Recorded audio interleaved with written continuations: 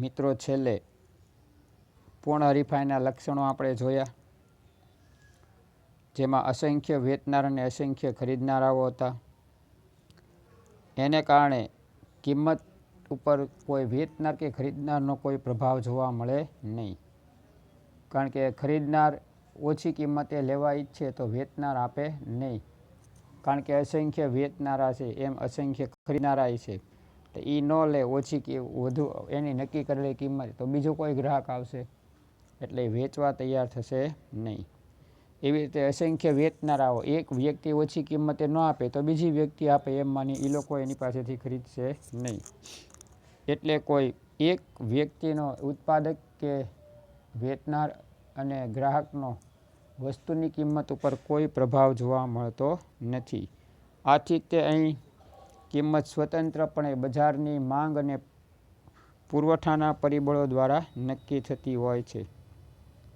ને એટલે જ ત્યાં વેચનાર બજારમાં માત્ર પ્રાઇસ ટેકર એટલે કિંમત સ્વીકારનાર તરીકે અસ્તિત્વમાં આવે. પોતે કિંમત નહીં નક્કી કરી શકે, પણ બજારની માંગ અને પુરવઠા દ્વારા કિંમત નક્કી થશે. એટલે આપણે એને કીધું પ્રાઇસ ટેકર, કિંમત સ્વીકારનાર. આ બધાનું ધ્યાન રાખજો, શબ્દો નીચે લાઈન કરજો, બરાબર. કારણ કે ઓબ્જેક્ટિવમાં અને ટૂંકા પ્રશ્નમાં પૂછીએ કે પૂર્ણ હરીફાઈમાં બજારમાં કોને પ્રાઇસ ટેકર તરીકે ઓળખાય, તો ખરીદનારને કે વેચનારને, તો કે વેચનારને, બરાબર. અથવા કયા પ્રકારના બજારમાં વેચનાર પ્રાઇસ ટેકર તરીકે ઓળખાય, તો કયા બજારમાં છું? પૂર્ણ હરીફાઈવાળા બજારમાં, બરાબર.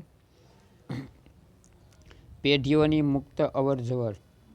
પેઢીઓની મુક્ત અવરજવર શા માટે? તો કે અહીં કોઈ પણ પેઢી નફાથી આકર્ષાઈને આવી શકે છે અને ખોટ જાતી હોય તો એમાંથી નીકળી શકે. જૂની પેઢીઓ પુષ્કળ નફો કરે તો બીજી પેઢીઓ આવે કે ભાઈ આ લોકોને તો પુષ્કળ નફો થાય છે, હાલો આપણે ઝંપલાવો ધંધામાં. એ લોકો ઝંપલાવે એટલે પેઢીની સંખ્યા વધે એટલે નફો બધા વચ્ચે વેચાય.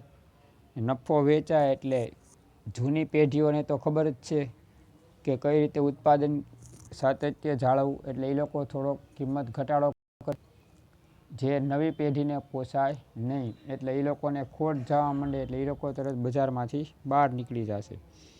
તો અહીં પેઢીઓને આવવા જવા ઉપર કોઈ પ્રતિબંધ નથી. એટલે કે એમની અવર જવર કેવી છે? તો કે મુક્ત અવર જવર છે, બરાબર. એક સમય એવો આવે કે પછી કોઈ પેઢી પ્રવેશ કરશે નહીં, એટલે કે નવી પેઢીઓ આવશે નહીં, કારણ કે આકર્ષણ હવે નથી, માત્ર સામાન્ય નફો થાય છે. એટલે કોઈ નવું આકર્ષણ એમાં જોવા મળશે નહીં, એટલે નવી પેઢીઓ નહીં આવે. બંને જણાને બજાર અંગેનું સંપૂર્ણ જ્ઞાન હોય છે, ખરીદનાર અને વેચનાર બેયને. તો ખરીદનારે પણ જાણે છે કે કયા બજારમાં કઈ વસ્તુ કેટલી કિંમતે મળશે, વેચનારે જાણે છે કે કયા બજારમાં કઈ વસ્તુ કેટલી કિંમતે વેચાય છે. ને એને કારણે એ લોકો બેમાંથી એકેય પક્ષકાર કોઈને છેતરી શકતા નથી. ત્યાર પછી ઉત્પાદનના સાધનો સંપૂર્ણ ગતિશીલ છે. જમીન, મૂડી, શ્રમ અને નિયોજક સંપૂર્ણ ગતિશીલ હોય છે. એનું કારણ છે કે બધાને એક સરખી કિંમત મળે છે ગમે તે જગ્યાએ જાય તો, બરાબર. એટલે જ્યાં ઉત્પાદન વધુ થતું હોય ત્યાં એ લોકો જાય, પણ આ લોકો શું કરે કે કામદારોની અવર જવર ઘટે અને એની ઉપર નિયંત્રણ આવે. એટલે આ લોકો પોતે જ તે શું કરે, બધી જગ્યાએ એ લોકોના વેતન દર સરખા રાખે, જમીનના ભાવ સરખા થઈ જાય, બરાબર, મૂડીનું વ્યાજ સરખું થઈ જાય. એને કારણે ઉત્પાદનના સાધનો સંપૂર્ણ ગતિશીલ છે, એ ધીમે ધીમે સ્થિર થવા લાગશે, બરાબર. એટલે એ લોકોને એક સમાન વળતર આપવાથી કામદારોની ફેરબદલી અટકી જશે. વાહન વ્યવહારનો અભાવ. પૂર્ણ હરીફાઈવાળા બજારમાં અસંખ્ય વેચનાર અને અસંખ્ય ખરીદનાર છે, બરાબર. અહીં વાહન વ્યવહાર ખર્ચ ખૂબ જ ઓછો કેમ કે નજીવો, કારણ કે મોટા પાયા પર વસ્તુઓની નિકાસ થતી હોય, બરાબર, અથવા બજારમાં ઉત્પાદન કરી વેચવા માટે મુકાતો હોય. હવે 5 થી 10 લાખ રૂપિયાનો માલ વેચવા મૂકે આ લોકો, અને વાહન વ્યવહાર ખર્ચ 500 રૂપિયા 300 રૂપિયા આવ્યું તો એ કાંઈ સામાન્ય વાહન વ્યવહાર ખર્ચ કહેવાય, બરાબર. વધુ પડતું વાહન વ્યવહાર ખર્ચ કહેવાતે નહીં. એને કારણે અહીં આ પરિસ્થિતિમાં કહી શકાય કે વાહન વ્યવહાર ખૂબ નજીવું ખર્ચ છે અહીંયા. એટલે એને ગણતરીમાં ઝાઝું લેવામાં આવતું નથી. એટલે વાહન વ્યવહાર ખર્ચ શૂન્ય છે એમ સ્વીકારી અને વાહન વ્યવહાર ખર્ચની ગેરહાજરી છે એમ પણ માની લેવામાં આવે છે.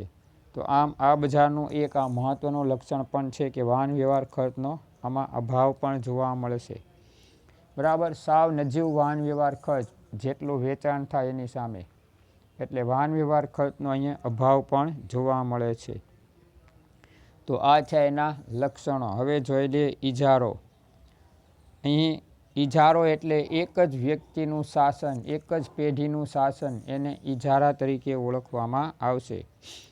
પ્રશિષ્ટ અર્થશાસ્ત્રીઓએ બજારના બે વિરુદ્ધ દિશાના અંતે બિંદુઓ તરીકે પૂર્ણ હરીફાઈ અને શુદ્ધ ઇજારાની ચર્ચા કરી છે.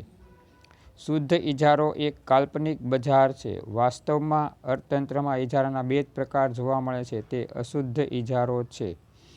હવે અહીંયા અત્યારે આપણે જોઈએ તો અશુદ્ધ ઇજારો છે, કારણ કે નજીકની અવેજીની વસ્તુ નહીં તો દૂરની અવેજીની વસ્તુ તો મળતી જ હોય છે. બરાબર, એટલે શુદ્ધ ઇજારામાં તો નજીકની અવેજીની વસ્તુ હોય નહીં, તો એને શુદ્ધ ઇજારો કહેવાય. માનો કે આપણે છે અહીંયા ટ્રેન, તો એમાં કેન્દ્ર સરકારનો ઇજારો છે. બીજી કોઈ વ્યક્તિ એની અંદર પોતાના ખર્ચે ટ્રેન શરૂ ન કરી શકે, બરાબર, ગાડી ન શરૂ કરી શકે, રેલવે સ્ટેશનો ન સ્થાપી શકે, કાંઈ ન કરી શકે, કારણ કે એની અંદર માત્ર કેન્દ્ર સરકારનો ઇજારો છે, રાજ્ય સરકારનું નથી એમાં કામ. બરાબર, એટલે સંપૂર્ણ મૂડીરોકાણ કોનું? કેન્દ્ર સરકારનું છે. તો આ રીતે આપણે કહી શકીએ કે એને ઇજારો છે. એમાં કોઈ વ્યક્તિ કાયદા દ્વારા પ્રવેશ કરી શકતો નથી. એ કાયદાકીય નિયંત્રણ છે. સરકારે નિયંત્રણ રાખ્યું કે રેલવે કેન્દ્ર સરકાર સિવાય કોઈ પણ વ્યક્તિ શરૂ કરી શકશે નહીં. બરાબર, તો આ એ શુદ્ધ ઇજારો નથી. છતાંય કારણ કે ટ્રેન ન મળે તો આપણે બસમાં જઈએ, વિમાનમાં જઈએ છીએ, બરાબર, આપણા પોતાના વાહનમાં કે અન્ય મોટર કે એવું ભાડે કરીને જઈએ છીએ, એટલે એ શુદ્ધ ઇજારો નથી. પણ ઇજારો એવી રીતે છે કે પોતાની ટ્રેન કોઈ વ્યક્તિ પોતાની રીતે શરૂ કરી શકતા નથી. ગમે એવા ધનપતિ હોય, ટાટા, બિરલા, રિલાયન્સવાળા, એ શરૂ કરી શકે નહીં. બરાબર, કેન્દ્ર સરકાર પરવાનગી આપે તો જ કામ થાય, નહીંતર થઈ શકે નહીં. તો આ રીતે અહીંયા કહેશું કે ભાઈ ઇજારો એ શુદ્ધ ઇજારો નથી, કારણ કે એની દૂરની અવેજીની વસ્તુઓ બસ, અન્ય વ્યવહાર, વિમાન, એ બધું પ્રાપ્ત થાય છે. બરાબર, એટલે એ શુદ્ધ ઇજારો ગણાતો નથી. ઇજારાને અંગ્રેજીમાં મોનોપોલી કહેવામાં આવે છે. આપણે કહીએ ને ભાઈ આ ભાઈની તો મોનોપોલી છે એમાં, આ વસ્તુ બનાવવામાં. મોનોપોલી એટલે ઇજારો, જે ગ્રીક ભાષાનો શબ્દ છે, જેમાં મોનોસ અને પોલી એ બે શબ્દનો ઉપયોગ થયો છે. મોનોસનો અર્થ એક અને POLIEIN પોલિયનનો અર્થ વેચનાર થાય છે. એટલે એક જ વેચનાર, એટલે મોનોપોલીનો અર્થ એક વેચનારનું બજાર, એવો આપણે કહી શકીએ.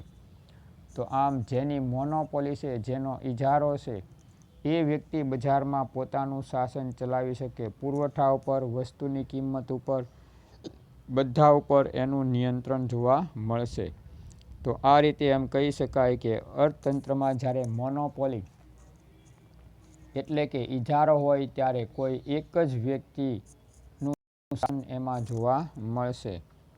આ મોનોપોલી એટલે ઇજારા તરીકે આપણે એને ઓળખીએ છીએ. અહીંયા આપણને જુદી જુદી વ્યાખ્યાઓ આપેલી છે.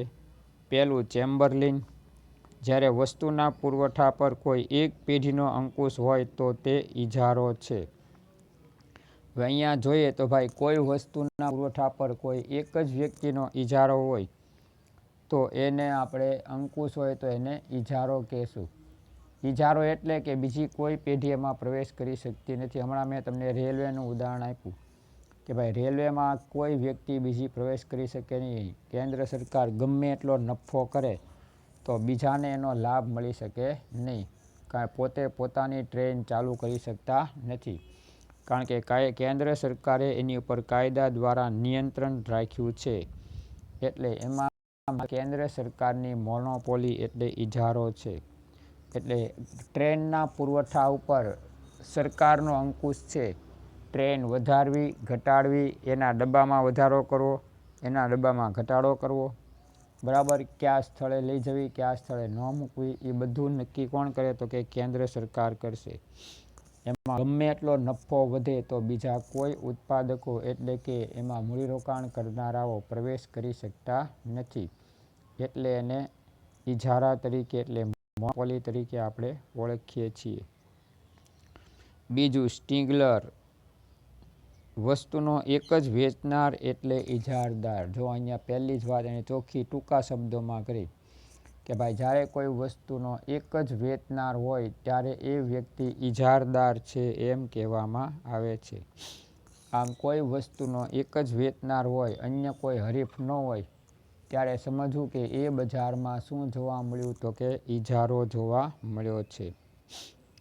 હવે એના લક્ષણો જોઈ લઈએ. તો પહેલું લક્ષણ એનું છે એક જ ઉત્પાદક કે વેચનાર અને અસંખ્ય ખરીદનાર. હવે જોઈએ તો ઇજારાવાળા બજારમાં વસ્તુનો ઉત્પાદક કે વેચનાર એક જ હોય છે જે બજારમાં વસ્તુના પુરવઠા પર કાબૂ ધરાવે છે. તેને ઇજારદાર કહેવામાં આવે છે. આ બજારમાં વસ્તુઓનો ઉત્પાદક કે વેચનાર એક જ હોવાથી હરીફાઈનું તત્વ જોવા મળતું નથી અને માટે ઉત્પાદક કે વેચનાર વસ્તુની કિંમત ઉપર સંપૂર્ણ કાબૂ ધરાવે છે. આમ આ બજારમાં ઉત્પાદક કે વેચનાર વસ્તુની કિંમત ઉપર અસર કરી શકતો હોવાથી તેને કિંમત નક્કી કરનાર એટલે પ્રાઇઝ મેકર તરીકે ઓળખવામાં આવે છે. હવે અહીંયા જોઈએ તો વસ્તુના પુરવઠા પર માત્ર એક જ વ્યક્તિ એટલે કે એક જ ઉત્પાદકનો અંકુશ છે. એટલે એને કિંમત નક્કી કરવાનો અધિકાર મળે છે. એ કિંમત નક્કી કરે એ જ બધાએ ચૂકવવી પડે છે. બરાબર, એટલે આપણે એને પ્રાઇઝ મેકર એટલે કિંમત નક્કી કરનાર વ્યક્તિ તરીકે પણ ઓળખશું. કારણ કે એ વ્યક્તિ કિંમત ઘટાડે તો ઘટશે, ન ઘટાડે તો નહીં ઘટે. આમાં બીજા કોઈ હરીફો છે નહીં. એટલે અહીં હરીફાઈનું તત્વ જોવા મળશે નહીં. જ્યારે બજારમાં ખરીદનાર અસંખ્ય હોય છે. અહીંયા ખરીદનાર આપણી જેવા ગ્રાહકો પુષ્કળ હોય. ટ્રેનમાં બેસવાવાળા ઝાઝા છે, પણ ટ્રેન પૂરી પાડવાવાળી માત્ર કેન્દ્ર સરકાર છે. બીજા કોઈ ટ્રેન આપી શકતા નથી. એટલે કે સંખ્યા કોની વધારે છે? ગ્રાહકોની. વેચનાર તો એક જ છે. બરાબર, એટલે હરીફાઈ છે. જેથી બજારમાં એક જ ખરીદનારનું અસ્તિત્વ ખૂબ નાનું હોય છે. ઇજારામાં હરીફાઈ ખરીદનારાઓ ગ્રાહકો વચ્ચે જોવા મળે છે. હવે અહીંયા હરીફાઈ ઉત્પાદકો કે વેચનાર વચ્ચે નહીં, પણ કોની વચ્ચે? તો કે ગ્રાહક વચ્ચે જોવા મળે. એટલે જ તે જુઓ તમે ટ્રેનમાં જાય તો સામાન્ય કોચ હોય, ઓર્ડિનરી કોચ કહેવાય. પછી સ્લીપિંગ કોચ એટલે સૂતા સૂતા જવા માટેનું પણ બર્થ હોય છે, પથારીવાળો ડબ્બો હોય. બરાબર, એસી કોચ હોય છે. બરાબર, તો આમ જુદી જુદી વ્યવસ્થા આ લોકો આપણને આપે છે અને એની કિંમત એ પ્રમાણે વસૂલ કરે છે. કારણ કે આપણી વચ્ચે હરીફાઈ છે. બરાબર, એટલે કે આપણે વધુ કિંમત આપીએ તો એની સગવડ આપણને મળે, ઓછી કિંમત આપીએ તો એ પ્રમાણે સગવડ મળશે. તો આ રીતે અહીં આપણી વચ્ચે એટલે કે ગ્રાહકો વચ્ચે આમાં હરીફાઈ જોવા મળે છે. આમ ખરીદનારાઓ વસ્તુની કિંમત પર અસર પાડી શકતા નથી. એટલે કે આપણે ગ્રાહકો એ કોઈ વસ્તુની કિંમત ઉપર ઇજારામાં અસર પાડી શકીએ નહીં. કોઈ એમ ન કે ભાઈ મારે સ્લીપિંગમાં નથી જવું. આપણે બધાય તૈયાર થઈ જાય કે ભાઈ અમારે સ્લીપિંગમાં જવું, લાંબી મુસાફરી છે તો. એટલે તે તમે જો એના ભાવ વધારે છે અને છતાંય ટિકિટો મળતી નથી. 1-2 કલાક બુકિંગ ખોલ્યું હોય ને રેલવેમાં, ત્યાં તો મોટા ભાગનું બુકિંગ પતી ગયું હોય. બરાબર, એડવાન્સ બુકિંગ એટલું બધું ઝડપથી થઈ જાય છે રેલવેમાં. કારણ કે ઓછા ખર્ચે લાંબી મુસાફરી તમને કરાવે. એમાં સ્લીપિંગ કોચ હોય, બરાબર, એસી કોચ હોય, તો એ પ્રમાણે તમને એ લોકો કિંમત ચૂકવવાનું કહે છે. તો અહીં એ લોકોની આગળ મોનોપોલી છે. બરાબર, આપણે ત્યાં ભાવતાલ ન કે ભાઈ સ્લીપિંગ કોચના આટલા લ્યો તો જાય, નીકળ અમારે જવું નથી. આ રીતે અહીંયા વસ્તુની કિંમત ઉપર આપણે કોઈ પ્રભાવ પાડી શકતા નથી. બરાબર, તો આને કહેવામાં એક જ ઉત્પાદક કે વેચનાર અને અસંખ્ય ખરીદનાર. પછી નજીકની અવેજીની વસ્તુઓનો અભાવ. શુદ્ધ ઇજારાની લાક્ષણિકતા મુજબ ઇજારદાર જે વસ્તુનું ઉત્પાદન કે વેચાણ કરે છે તેની કોઈપણ પ્રકારની અવેજી એટલે સમાનતા ધરાવતી વસ્તુઓ બજારમાં ઉપલબ્ધ હોતી નથી. એટલે કે આની ઉત્પાદક જેવી કોઈ સમાન ગુણી વસ્તુઓ બજારમાં હોય નહીં. ટ્રેનની સામે ટ્રેન બીજો કોઈ બહાર પાડી શકતો નથી, એટલે સમાન ગુણી વસ્તુ બજારમાં નથી. બરાબર.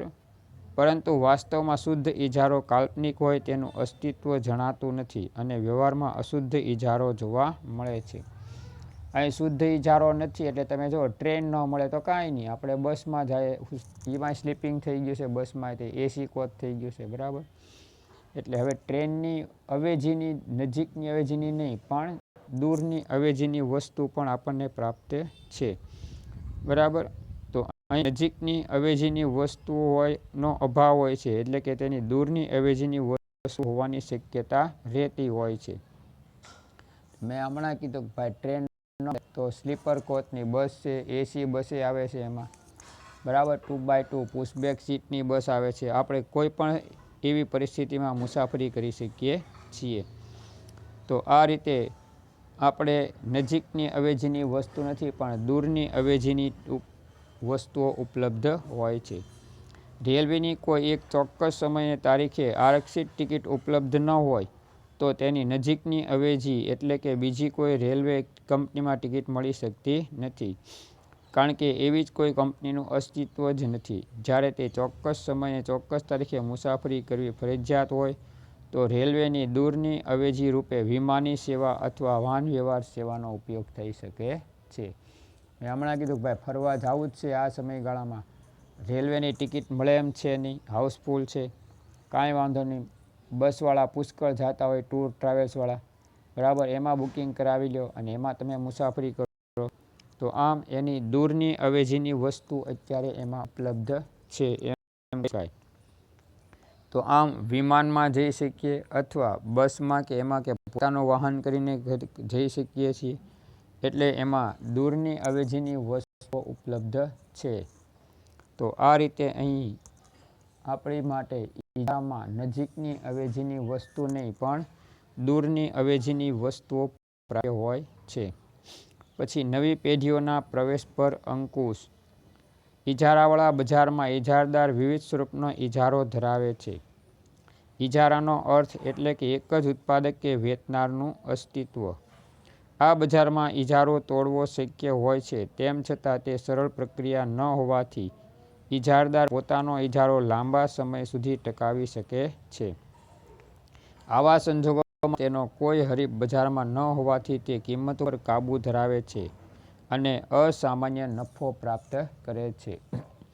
હવે તમે જો ગુજરાતમાં આપણું એસટી તંત્ર છે, બરાબર, એની પાસે કેટલી બસો છે, તો કોઈ ખાનગી ટ્રાવેલ્સવાળા એટલી બધી બસ નહીં ખરીદી શકે. બરાબર. એટલા એસટી ડેપો છે, તો એસટી ડેપોની જમીન જો એટલી જમીન, એટલું બાંધકામ કરવું પડે, એટલા કર્મચારી રાખવા પડશે. તો એ લોકો એમાં પોતાનું એટલું જંગી મૂડીરોકાણ કરે છે કે સામાન્ય વ્યક્તિઓ જંગી મૂડીરોકાણ કરી શકતા નથી. બરાબર. એટલે લાંબા સમય સુધી આ લોકોનો ઇજારો અર્થતંત્રમાં જોવા મળશે. તો ટ્રેન વ્યવહારમાં તમે જો રેલવે સ્ટેશનો બનાવવા, એટલા કર્મચારીઓ રાખવા, પાટા નાખવા, સિગ્નલો રાખવા, બરાબર, એટલી બધી પ્રક્રિયા છે. પુલો બનાવવા, પાછું પાટાનું ચેકિંગ નિયમિત કરવું. તો આમ જંગી મૂડીરોકાણ કરવાનું હોય છે એમાં. અને એ જંગી મૂડીરોકાણ કરવાનું હોય તો સામાન્ય વ્યક્તિઓ એટલે ગમે એવો ધનપતિ હોય એટલા અબજો રૂપિયા ઉપરનું મૂડીરોકાણ છે તો એ લોકો કરી શકતા નથી. એટલે આમાં પ્રવેશવું સરળ છે પણ પ્રવેશી શકતા નથી. એટલે આ લોકોનો કોઈ હરીફ હોતો નથી અને હરીફ ન હોય એટલે ઇજારદાર વ્યક્તિ લાંબા સમય સુધી અસામાન્ય નફો કમાઈ શકે છે.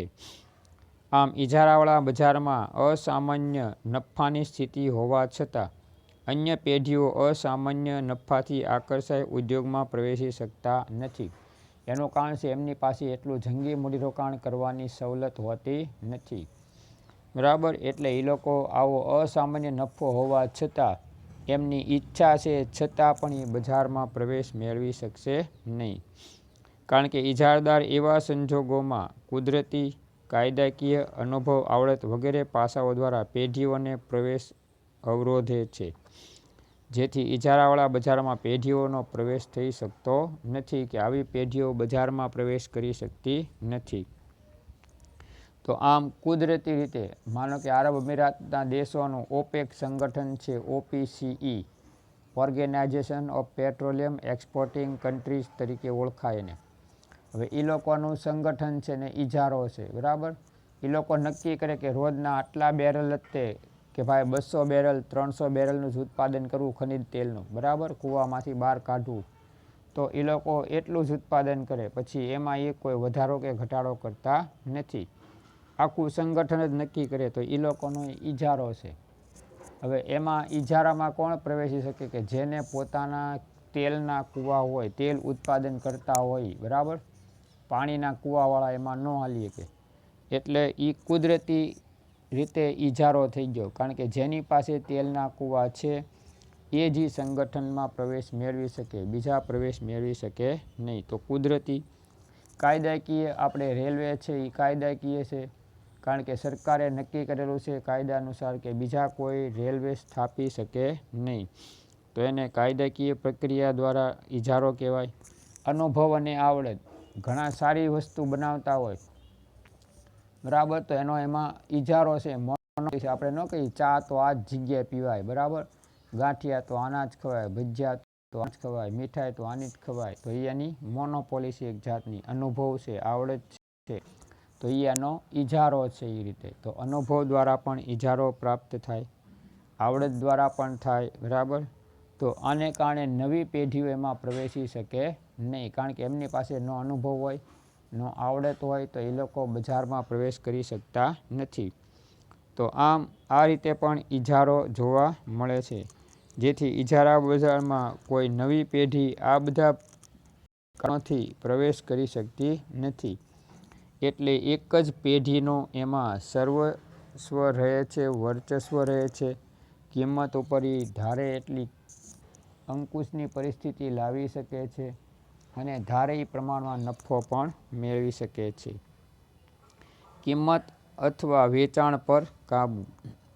ઇજારાવાળા બજારમાં ઇજારદાર મહત્તમ નફાના આશયથી વસ્તુના પુરવઠા પર સંપૂર્ણ કાબૂ ધરાવે છે, પરંતુ ઇજારદાર એક સાથે વસ્તુની કિંમત અને વસ્તુના વેચાણ પર કાબૂ મેળવી શકતો નથી. એનો અર્થ એ થાય છે કે જો ઇજારદાર વસ્તુની કિંમત ઊંચી નક્કી કરવા માગતો હોય તો તેને બજારમાં વસ્તુનું ઓછું વેચાણ સ્વીકારવું પડે. એનું કારણ છે કે ઊંચી કિંમતે લોકો ખરીદવા તૈયાર ન થાય તો એની વસ્તુનું વેચાણ વધે નહીં. એટલે એ વ્યક્તિ કિંમત અને વેચાણ બે ઉપર એક સાથે અંકુશ રાખી શકતો નથી. કિંમત ઘટાડવી પડે. રેલવેમાં તમે જો કિંમત ઓછી છે, ટિકિટ ઓછી છે, એટલે માણસો પુષ્કળ મુસાફરી કરે છે. હમણાં એ ટિકિટ આપણી એસટી બસ કરતાં, ખાનગી લક્ઝરી બસો કરતાં, વિમાન કરતાં વધારી દે, તો રેલવેમાં મુસાફરી કરનારની સંખ્યા ઘટી જાય, અને ઘટી જાય તો એને જે નફો મળવો જોઈએ નફો ઘટશે, બરાબર. તો એ પરિસ્થિતિ ન થાય એટલા માટે વસ્તુની કિંમત નીચી રાખી અને વધુમાં વધુ વેચાણ થાય, બરાબર, એવી પરિસ્થિતિ ઈચ્છે. તો આમ બજારમાં એ વસ્તુનું ઓછું વેચાણ સ્વીકારશે નહીં, પણ વસ્તુનું વધુ વેચાણ સ્વીકારશે. આમ ઇજારદાર કિંમત અને વેચાણરૂપી બંને ઘોડા પર એક સમયે એક સાથે આરૂઢ થઈ શકતો નથી. એટલે કે બે કામ એક હારે ન કરી શકે, કિંમતે વધારે અને વેચાણે વધારે, એવું શક્ય બનતું નથી. કિંમત ઘટાડવી પડે તો વેચાણ વધારી શકશે, કિંમત વધારશે તો વેચાણ ઘટશે, બરાબર. તો આમ બે પ્રક્રિયા એક સાથે બેમાં વધારો કે બેમાં ઘટાડો કરી શકે નહીં. ઊંચી કિંમત લઈ વધુ વેચાણ કરવું ઇજારદાર માટે શક્ય હોતું નથી.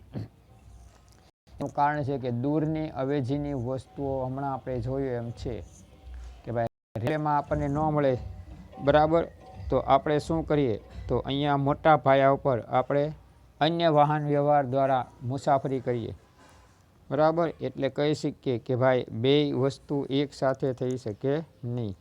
એટલે ઇજારદાર ઊંચી કિંમત લેવા કરતાં નીચી કિંમત રાખી વધુ ગ્રાહકોને લઈ અને પોતાનું વેચાણ વધે એવા હંમેશા સતત પ્રયત્નો કરતો રહે છે. પછી અસામાન્ય નફો. ઇજારાવાળા બજારમાં ઉત્પાદક કે વેચનાર એક જ હોય છે. આપણે વ્યાખ્યામાં જ જોઈ ગયા કે ભાઈ એક જ ઉત્પાદક કે એક જ વેચનાર હોય તો જ એને ઇજારો કહેવાય. અસંખ્ય વેચનારા હોય તો એ પૂર્ણ હરીફાઈ થઈ ગઈ, કારણ કે એમની વચ્ચે હરીફાઈ છે એટલે. બરાબર, એટલે આ બજારમાં ઉત્પાદક કે વેચનાર એક જ હોય છે. ઉપરાંત આ બજારમાં નવી પેઢીઓનો પ્રવેશ બંધ હોવાથી ઇજારદાર ટૂંકા ગાળામાં તેમજ લાંબા ગાળામાં કોઈપણ હરીફાઈ વગર અસામાન્ય નફાની સ્થિતિનો લાભ લઈ શકશે. અહીંયા રેલવેનું મેં હમણાં ઉદાહરણ આપ્યું કે ભાઈ કોઈ હરીફ નથી, એટલે આ લોકો વર્ષોથી જ્યારથી રેલવે સ્થપાય ત્યારથી મોટા પાયા પર ઇજારો ધરાવે છે અને નિયંત્રણ છે, એટલે અસામાન્ય નફો એ લોકો કમાઈ શકશે, કારણ કે કોઈ હાલમાં એનો હરીફ છે નહીં. એટલે આ લોકો ધારે એ કિંમત એમાં નક્કી કરી અને અસામાન્ય નફા મેળવી શકે છે અને આ સ્થિતિનો લાભ લઈ શકે છે.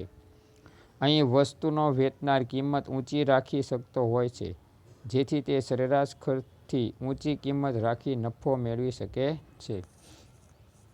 હવે રેલવેમાં તમે જો સરેરાશ એનું જે ખર્ચ આવતું હોય એની કરતાં ઊંચી કિંમત રાખે તો એને વધુ પડતો નફો મળે, પણ કિંમત એની જો ઓછી હાવ રાખે તો નફો મળે નહીં. એટલે જ તે ડીઝલથી હાલતા એન્જિનો છે, બરાબર, એના હવે ડીઝલની કિંમત વધે તો રેલવેમાં શું થાય છે, એ લોકો એની ટિકિટના દરમાં વધારો કરશે, બરાબર, કારણ કે એ બાહ્ય પરિબળ છે, એની ઉપર એનું નિયંત્રણ નથી. આપણે વિદેશમાંથી આયાત કરીએ છીએ ખનિજ તેલ, ત્યાં કિંમત વધી એટલે અહીં વધશે, અહીંયા વધશે એટલે એ લોકોને મુસાફરી ખર્ચ વધારવો પડશે, કારણ કે નહીંતર મોંઘું પડી જાય, નફો ઘટે અથવા ખોટે આવીને ઊભી રહે. તો આ પરિસ્થિતિ ન થાય એટલા માટે એ લોકોએ શું કરવું પડશે, તો કે કિંમતમાં વધારો કરવો પડશે. તો આમ એ લોકો ઊંચી કિંમત લઈને પણ વસ્તુ વેચી શકે છે, એટલે એના નફામાં ફરી પાછો એ વધારો લાવી શકશે. આમ અસામાન્ય નફો એ પણ એનું એક મહત્ત્વનું લક્ષણ છે. કિંમત ભેદભાવ. ઇજારાવાળા બજારમાં ઉત્પાદક કે વેચનાર કિંમત નક્કી કરનાર હોવાથી હરીફાઈનું તત્વ જોવા મળતું નથી. એક જ વ્યક્તિ છે અને પોતે જ તે કિંમત નક્કી કરી શકે છે, બરાબર, એટલે અહીંયા એ લોકો વચ્ચે હરીફાઈનું તત્વ જોવા મળતું નથી. એક જ પેઢી કોની હારે હરીફાઈ કરી શકે, બરાબર, એટલે કિંમત પોતે જ નક્કી કરે છે, એટલે એમાં હરીફાઈ નથી, એટલે આ થઈ શકે. જેથી ઇજારદાર ઘણીવાર આ તકનો લાભ લેવા એક જ વસ્તુની જુદી જુદી કિંમત વસૂલે છે, અથવા તો વસ્તુના જુદા જુદા ઉપયોગ અનુસાર જુદી જુદી કિંમત વસૂલે છે. આમ સરવાળે ઇજારદાર કિંમત ભેદભાવની નીતિનો ઉપયોગ કરી શકે છે.